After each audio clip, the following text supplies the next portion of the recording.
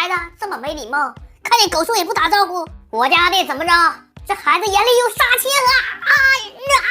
妈妈他咋了？我也不知道啊，犯病了这是。离他远点，他妈姓碰瓷儿的。别着急啊，都有份，一个一个来，排好队，排好队啊！来，先给鸡哥的啊，来，鸡哥，你干嘛？小黑，来给你，谢谢。大黄，来，谢谢，媳妇也不能少，来，还有我的啊。我家那狗大黄出去玩去了，一会儿回来我吓他一跳，想想我都想笑。但是饶我一条狗命，我是路。你干啥呢？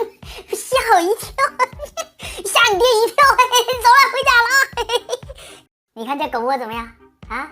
看着都暖和。哎呀，你想想，外边下着大雪啊，这狗窝里得有多暖和。这也都是我长大了，我跟你说，这要我小时候哪有他住的份儿啊？我早钻进去了。